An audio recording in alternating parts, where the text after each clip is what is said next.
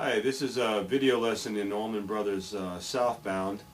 It's mostly a straightforward blues as far as like 1-4-5 in the key of C. But of course, like everything with the Allman Brothers, they do it in a creative way. The bass line is it's somewhat structured as far as repetitive in what he does, and then he's got some filler notes between. So and typical of the Allman Brothers, if you listen to two different live recordings, he's probably not doing the same thing twice. So rather than try to transcribe note for note, I'll just try to give the feel of what I think he's basing his thinking on and some examples of the typical sort of riffs that are being used. The intro part starts on the one chord, which is the C, with the, okay, it's just B flat, B to C, you know, right, and it does that, I don't know, 3 or 4 times, and then it just, okay, and then it goes into, it's actually, the whole band's playing really on the 4 chord, okay, on the F, and he's using octaves on the chords, and he's using chromatics to get between the chords, like a lot of bass. He's also using the 6th once in a while. The 6th note in the chord gives it a different flavor. It takes it out of the minor bluesy flavor. So at the beginning, you know that, and then all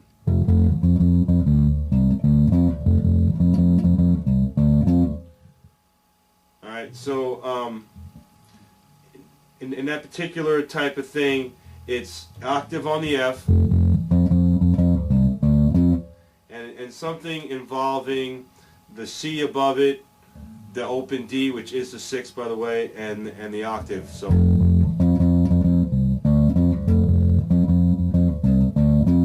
right, and then back to the C. All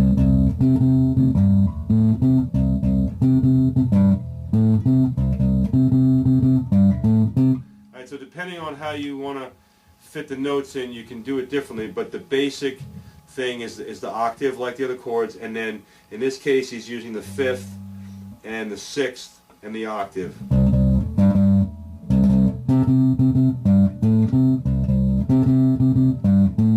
Alright,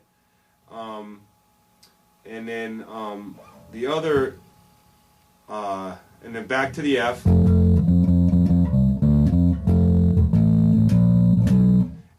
To get back from the F to the C when there's room, you just go A, B flat, B, back to the C. So,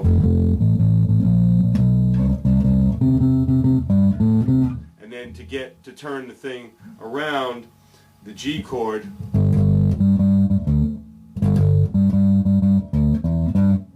alright, which is pretty much the same thing it's doing on the F, and then so.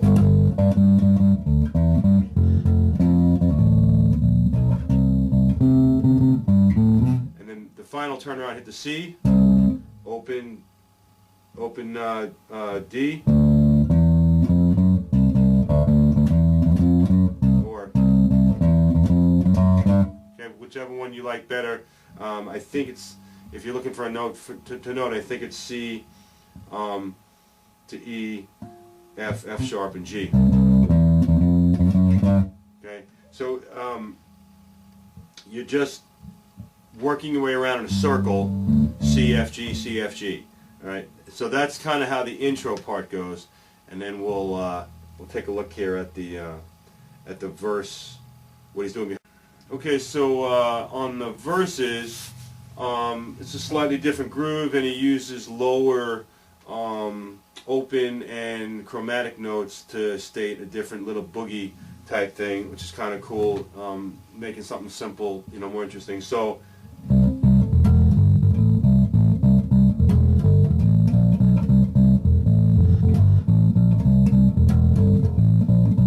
Alright, so basically you're hitting on the C on the 5th fret, and then you're using the open E string to get sort of that boogie bluesy type feel, and so that you can make different patterns and still have that groovy type of makes me think of the Blues Brothers kind of thing. So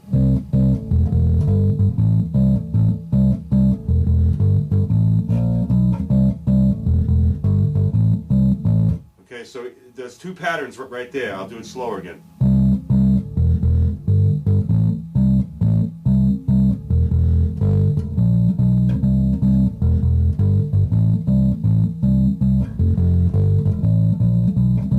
Alright, so that's just playing around with the C and then open E and then the F, the G, the A, and then chromatically up again to the C. So you can just, that's the notes I'm playing in, and it's, as long as you're getting that same kind of,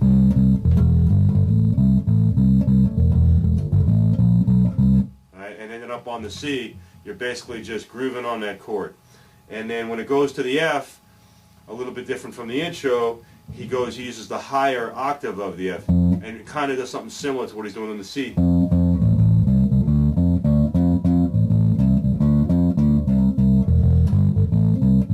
Alright, so if you want to keep it as basic as possible and not fool around with the other notes, you can just stay on the 3rd fret.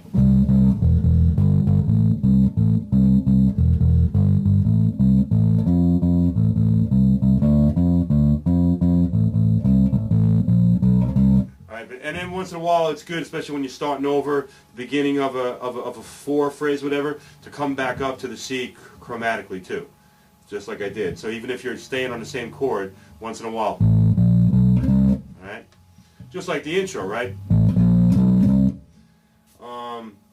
And then on the 5 chord on the G, he's using the major 3rd and the octave, and the 6th is what he's mostly stating to get the sound on.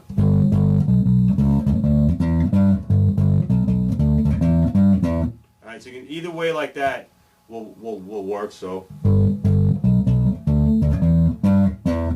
and in that case, you actually have the root G, the 3rd, the 5th, the 6th, and the octave. Okay, it's kind of like a majory blues type. And then pretty much the same thing on the F, same notes anyway. And then then on this one, he's not doing. I don't think he's doing. I think he's just.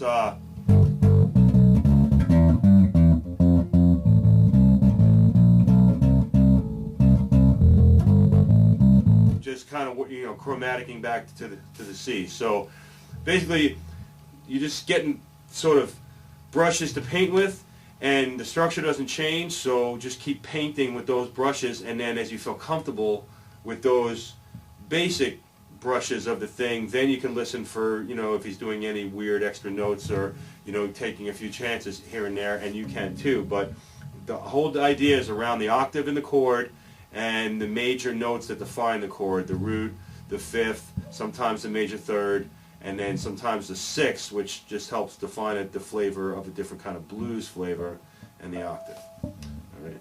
So that's pretty much what's going on behind the verses. So the only thing I hear that's really significantly different, I mean, if it's really considered different, is the 4 chord behind the solo.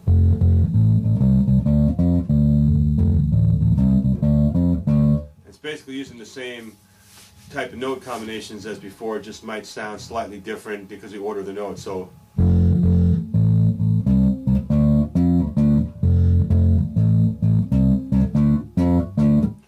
so it's just the root F, the 5th, the open strings A and D, and the octave.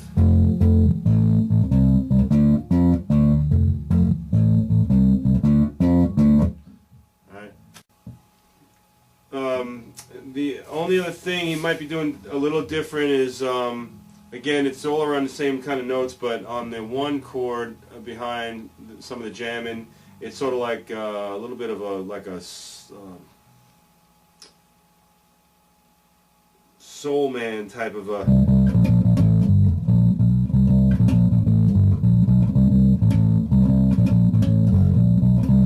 Alright, so it's just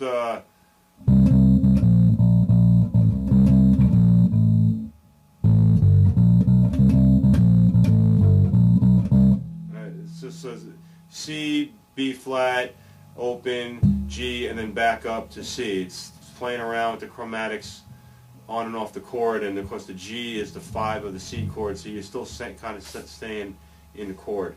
and some variation of those notes, but that's the idea.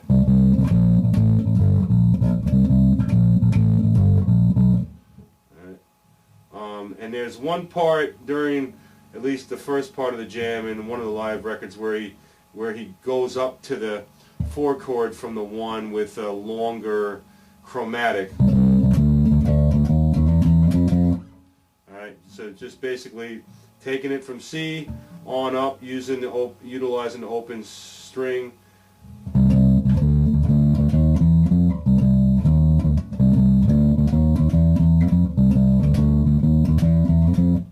And to fill in the gaps on the rhythm, sometimes you have to double up on notes, otherwise you get there too fast, you know. Alright. So that's just a couple of basic, they're just sort of bass player bluesy type techniques, right?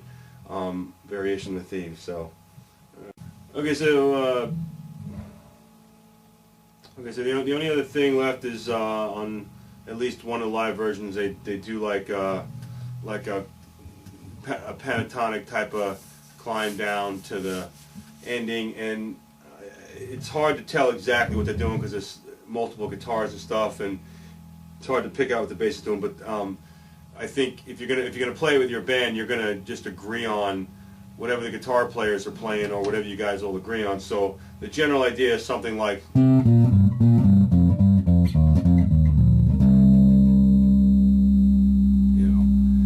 Probably even play that behind what's on there and nobody would even notice. But so I'm just kind of climbing down the C chord in the pentatonic and then underneath it and ending up on the B flat to C.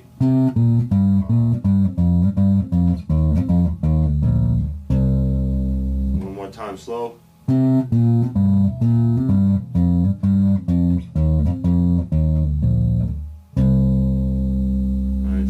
Playing on 3 and 5 and 1 and 3, and I'm only playing on the last 3 strings down, so it's basically sort of just like a pentatonic exercise. So okay, so there's just there's one time in the song it does a restart like the entrance, and then instead of just hanging on it goes chromatically up from C to F.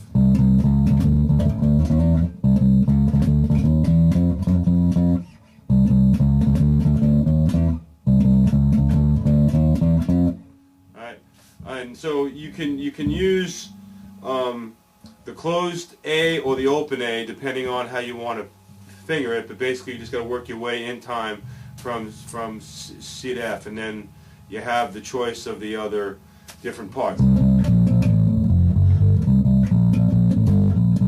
know, all the different types of ways of stating the chords. So just a quick note about this song. It's a blues, and which means it's repetitive, which means that you really can't go wrong as long as you're stating the right chords. As long as you're on a C and you're stating a C enough that the band isn't losing it and you're staying in with the drummer, it doesn't really matter all that much if you're exact on this note or that note as long as you're playing in time. So I think the more you play through the parts of the song and the different options on the rhythm, you can mix them together. Just because on the record the bass player may be only doing instead of, it doesn't mean you have to, because it's not going to necessarily throw anybody off because you're still stating the right chord. So I think you just need to play through it a few times after you get familiar with the different parts until you get to the point where you're not having to think so much and you're more playing, and then you'll just throw in whatever sort of feels right. So at least that's how I approach, especially repetitive blues like that. There are certain songs that to me are more structured in blues, like if you play Statesboro Blues, the Allman Brothers, there's kind of a definite bass line that defines that song, in my opinion. This song, as long as you cop the feel of the bass line, I think you can mix the parts together, and it's not gonna do any disservice to the song. So, and one other thought on the chords, by the way, a lot of these chords have notes in common, so that helps. Because, like, I know it's a fast-moving song, and if you get a little confused, I mean, the C which is the main chord of the song, is also happens to be the 5th of the F chord. And the G, which is the 5 chord in the song, also happens to be the 5th of the C chord. So if you happen to hit a G note by accident or whatever, or on purpose, while you're on the C chord, you're not really out of the chord, see? So you can use it as a passing tone. Even the F is not going to put you way out on the C chord, and the F is also the minor 7 of the G. So that's going to be a little more strange in the blues, but it's not going to be completely out of whack. So keep that in mind too. You know, you're going to be, you can take a few chances as long as you're conscious. The biggest thing I think is to be conscious of where the chords are moving to, what chord you're supposed to be on, and what chord you're going to, and when.